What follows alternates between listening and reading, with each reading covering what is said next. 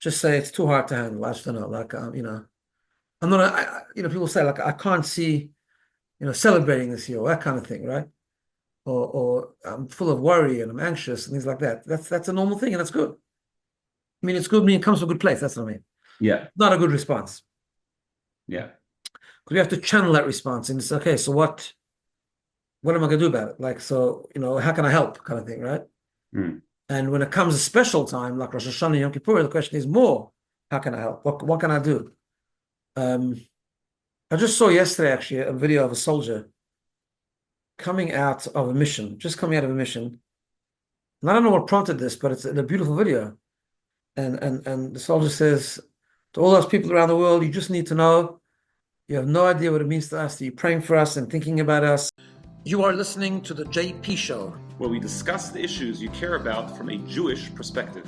I am Rabbi G. And I am Rabbi Levi. And we hope you enjoy this episode. Welcome everyone to the last JP Show of the Jewish year. A few days left to Rosh Hashanah. 5784. 5784, going into 5785. Everyone's busy preparing their meals. Some of us preparing some shirim or speeches, all kinds of things, everyone doing different preparations. But we're only a couple of days out from a whole new beginning. And hopefully this year will be a new beginning on so many different levels, a fresh year, a year of blessing, a year of happiness, a year of joy, a year of peace, a year of all good things. Here and in Israel. How are you feeling? I just actually literally a thought just came to mind. You said it's a new year, right? I remember like in COVID time, I can't remember what year, COVID was in 2020, right? So like the secular new year of 2021, everyone was like saying it's a new year and but the truth is that is actually just like a nice feeling because the secular new year actually has no spiritual significance. Correct. The Jewish New Year, it's a new year, it's like we feel better about ourselves. It's actually a new energy. It says in Kabbalistic sources that Rosh Hashanah, God gives a whole new dose of life to the world. So is actually a change. Yeah. So we can hope for a whole new energy, a better energy. Yeah. So somehow we have to tap into that change, that newness. Yeah. So we're coming to as you just said, to Rosh Hashanah and Yom Kippur and Sukkot and Simchat Torah. This month of this action-packed month, like we discussed last JP show, all the different rituals and things that we do. But this time I want to focus a little bit more on a general perspective. Obviously, the October 7th massacre happened in this month. On the Hebrew date was Shmini Atzeret, which is in Israel Simchat Torah as well, because only one day. So let's discuss a little bit how we should look at these days, how we should celebrate these days, particularly Sukkot, which is the second half, which is usually a very happy time. It's called Zman Simchatenu, the time of our joy. Simchat Torah is we dance with the Torah, we do hakafot. It's unbelievable joy. How do we approach these days this year? Yeah, I think it's a question which is a legitimate question, and it's a question on lots of people's minds. I've seen people write about it. I've seen people talk about it. People have asked me, you, Yeah, this question, like, do we make changes? How do we do it? I mean, even Rosh Hashanah, many people have, I don't know if they're called festive, but family get together, hopefully if it's a healthy family, it's a good time when they get together. yeah. And so on and so forth. So the question is, do we just business as usual, or do we tone things down? Do we change things? I think that's part of the question, right? Yeah. So I think we first need to clarify a foundation here, and that is whatever we do, and we'll talk about what we should do maybe, but whatever we do, we have to incorporate and not stop thinking about our brothers and sisters in Israel and the pain that they have gone through and the pain they are still going through, right? And we've had a couple of good weeks now, thank God. Some amazing miracles, amazing. A lot of interesting things happening. amazing things. Like someone told me, you can't even find this in a movie, but somehow they've pulled it off. Amazing stuff, and it's a really good, it's a good way to go into the new year. But still, there are still hostages. There are still soldiers that have passed away, leaving behind. It's not just, when a soldier is killed, God forbid, it's a family they leave behind. It's a family that's grieving, still grieving. Um, and there's still work to be done. The victory is not yet there. So there's a lot happening, and we need to always, I think at any juncture we need to think about it, whether it's times of great joy, whether it's not times of great joy. We have a thing that at weddings, for example, we break a glass because we never stop thinking about people's pain and the destruction of the temple or people going through suffering, even when we're happy, even when we're celebrating. So we need to be cognizant of that, right? Yeah. The question is, what does that bring to, and what does it do, right? So I think we've said this a few times, but one thing that can never happen is that when you think and feel the pain of others, it's not a Jewish way that it should lead to paralysis or depression or despair, right? Because that's just not a Jewish option. We never do that. We always strong and we always believe and we always resilient. But what it does or what it should do is it should create a sense of urgency, right? So I think first and foremost, this coming Rosh Hashanah, I don't think we should change anything, but what we should do is whatever we do normally, we should do with greater intensity, with greater focus. If anything, we should change our engagement in Rosh Hashanah to make it stronger, right? If you're having a family meal, for example, bring it up. Maybe say some Psalms together. It's Rosh Hashanah. Rosh Hashanah is a good time to say Tehillim. Maybe you should say some Tehillim at the meal, like, stop, pause, and let everyone. A good chapter will be 121, it's a short chapter 121, for example. Find it in English, make copies, give it out to everyone. Maybe make the meal a bit more meaningful in honor of the people, our brothers and sisters in Israel. Maybe, people can share insights while we eat apple and honey and round challahs and I don't know, just something about the new year, right? So whatever we do, let's try and make it more meaningful. And I think this year we should do even more. So, for example, we have like this is Rosh Hashanah is a time of tremendous energy, as you said before, and it's like called the head of the year. In other words, it sets the tone for the year and it brings blessings for the year, and it's an amazing time, right? So we should, before we get to the issue of celebration, just in terms of what we're doing, we should really engage in such a special time, much more than before. Like if you for some reason don't go to shul second day Rosh Hashanah, make sure to go, or at least find a place where you can hear the shofar. We can help you out with that, by the way, if you need. But you know, or daven a bit stronger with more intention. Say a few psalms during the afternoon. Engage with Rosh Hashanah much more than you normally do, because it's such a special time. And the same thing goes with Yom Kippur. We should be more engaged, more immersed in the festivals. They're great times. They're times of great closeness. They're not sad times. They're not painful times. It's time when God is particularly close to us, and we should be crying out to Him. We should davening to Him. We should do it with positivity and confidence and trust in Hashem that it's going to be okay. But we should really engage much, much more. You said that the pain and feeling the pain shouldn't bring to paralysis. What do you think is the more natural reaction to pain, like from your experience? Do you think it's I don't want to use the word easier, it's not easy, but do you think it's sort of like more natural to fall into like this sort of like, despair and let's just lie low for a while? Is that the more natural response? Yeah, I think, and it's for different reasons. I think people do it for different reasons. I think people do that because partly, and I think this is a compliment to people's sensitivities, actually.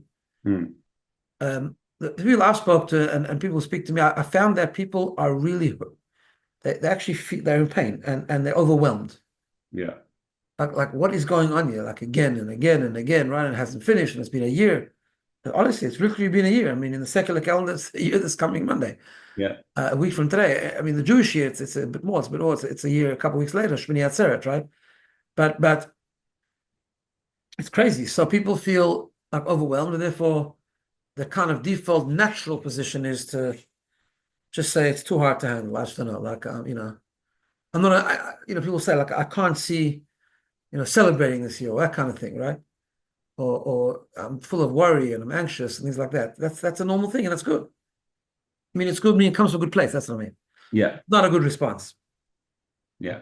Because we have to channel that response. And it's okay, so what am I going to do about it? Like, so, how can I help kind of thing, right? Mm. And when it comes a special time, like Rosh Hashanah, Yom Kippur, the question is more, how can I help? What can I do? Um, I just saw yesterday, actually, a video of a soldier coming out of a mission, just coming out of a mission. And I don't know what prompted this, but it's a beautiful video. And the soldier says to all those people around the world, you just need to know, you have no idea what it means to us, that you're praying for us and thinking about us and doing things for us. And just like it goes on and on, keep doing it, all that kind of stuff. Like, amazing, right? Yeah. So that all, I think, makes a lot of sense when it comes to Rosh Hashanah and Yom Kippur. These are days where, as you said, they're not sad days. It's not Tisha B'Av. It's not a day of mourning, but it's more solemn. It's days when we daven and we cry and we ask Hashem to bless us all with a good year and Shana Tova and all of that. I think where people are mostly struggling with is the second half of Tishrei, of this special month, which is Sukkot. Simchat Torah, which is great celebration. I think maybe let's just start off actually before we get to this year. I think people in general struggle with it. I think that if for some reason people, Rosh Hashanah, Yom Kippur, you have to engage. Everyone engages on their own level, whether it's apple and honey or the head of the fish or coming to shul, hearing shofar, fasting. Everyone tries their little bit. I think some people sometimes just forget about the second half in general, before we come to this year, maybe you can just comment on the importance of Sukkot in general. Yes, Is I it think that's a bonus? Is it just an extra thing? Is it actually important? Is it as important as Yom Kippur? yeah.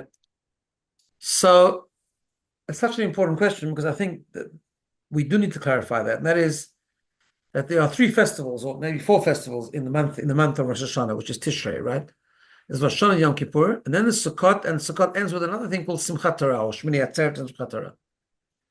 And sometimes we only take like the solemn stuff. We forget about the celebration stuff, right?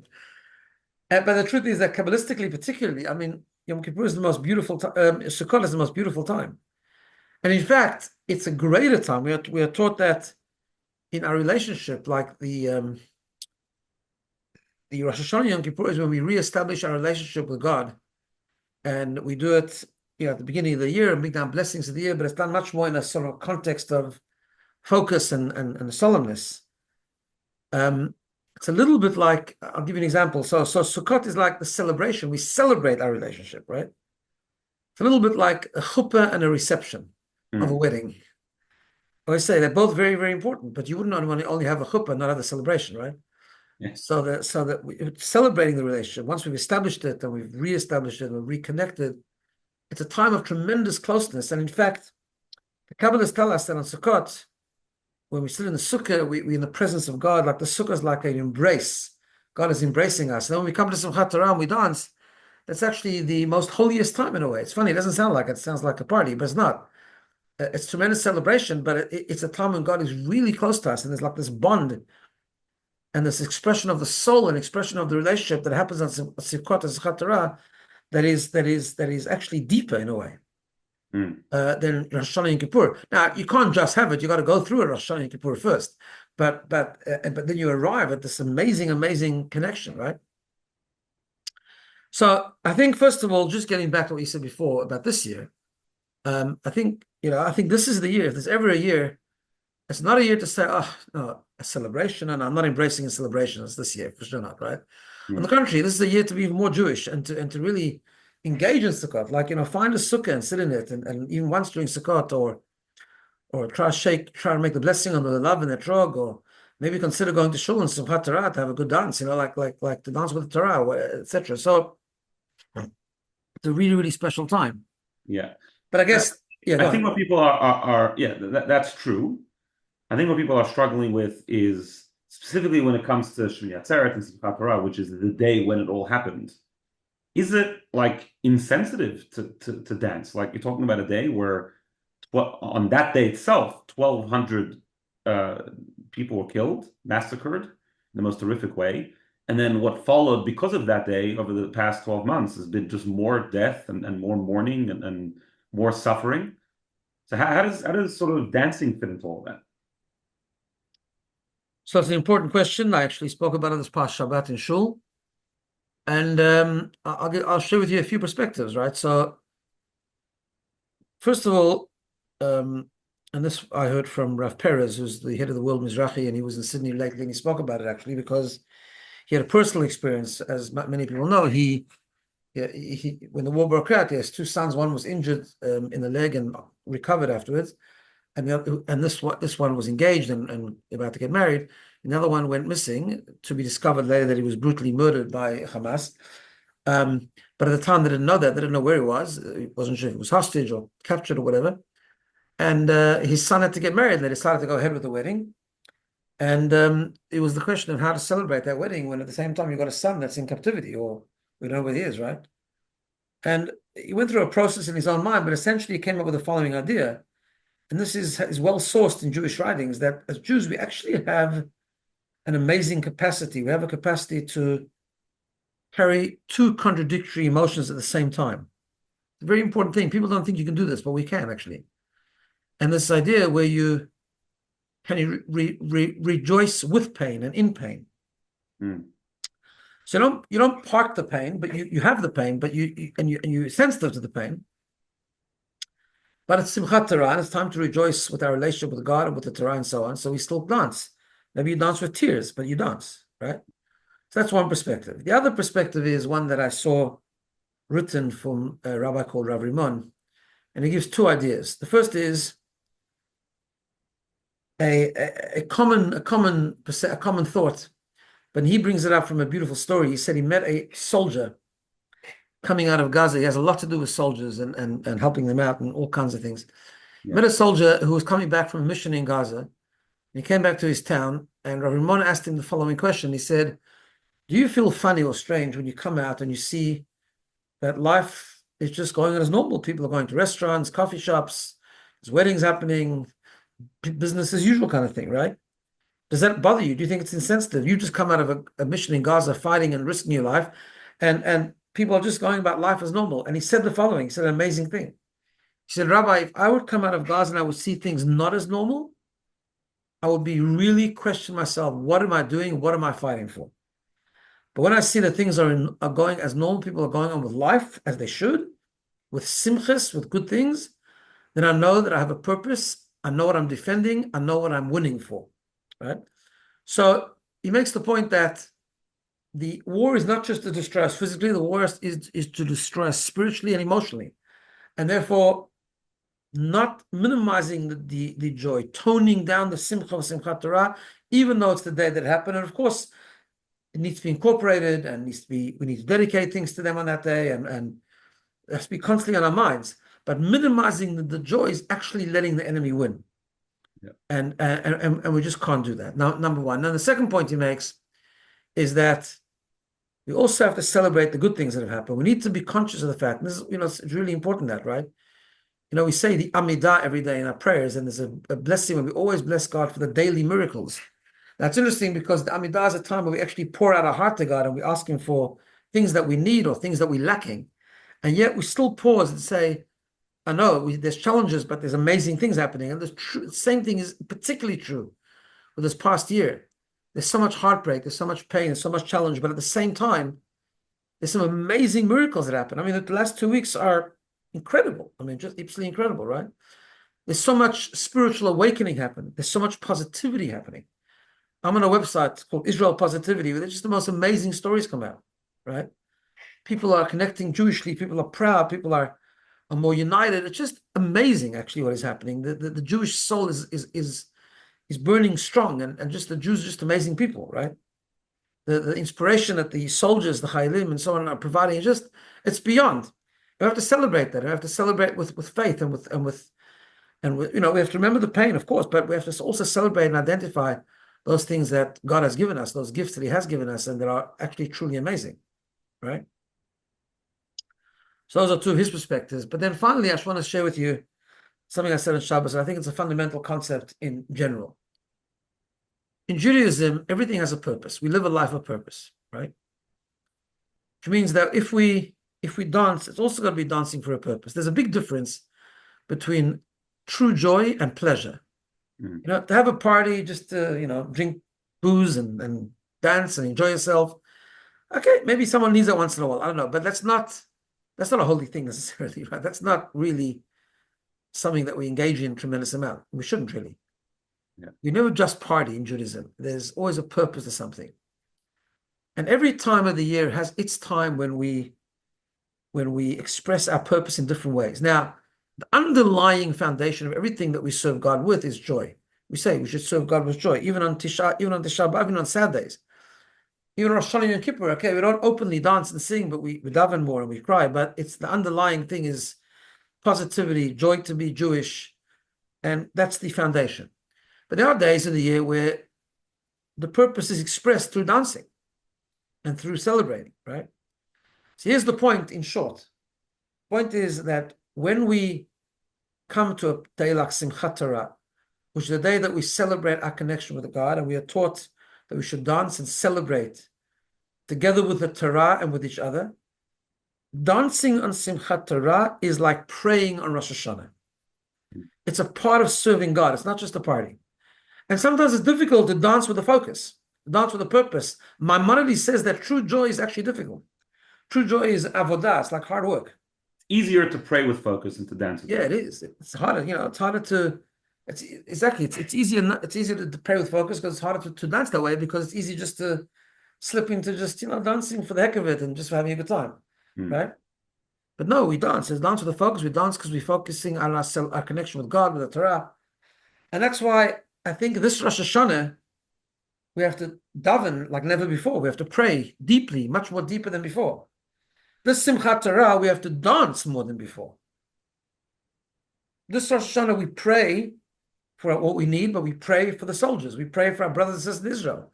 This Simchat Torah we have to dance for our brothers and sisters in Israel. We have to dance for the Chayalim and the hostages, and hopefully it'll all be finished before Simchat Torah. Then we'll really have a good dance. But God forbid not. Even if we're still in the middle, this is it. We have to dance because that dance brings down the blessings.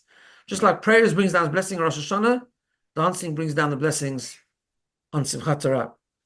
So on the contrary, not only shouldn't we tone it down, of course, again, if they're keeping sensitive and keep what's happening in Israel front and center of our mind as we dance, but we should not tone it down. We should dance, not let them win. Dance because it'll bring blessing. Dance because dancing on Simchat Torah is like davening on Rosh Hashanah, and dance more. And those, if anyone listening, if you haven't tasted the going to shul on Simchat Torah, try it. Yeah. Even come for half an hour. Any shul, whatever the case is. Right. Have a dance. It's a day of tremendous simcha, and have a dance for our brothers and sisters in Israel, because it brings blessing. So those are a few perspectives. Yeah, that's powerful. So as this is the last podcast before Rosh Hashanah, I want to wish everyone a Shana Tova. Everyone should be blessed, your families, all of Am Yisrael, just have only good and safety and security and peace and victory. And we should continue marching forward and doing what we're supposed to be doing. With joy, with simcha. Yeah. And just remember, Am Yisrael Chai, and we're going to have an amazing year, and we're going to be okay, and we're going to be good, and we're going to come out of this strong. And everyone with their families will hopefully, as you said, be blessed with just an amazing year ahead with revealed blessings. Amen. Shana Tova, everyone. Shana Tova, everyone. Shana Tova.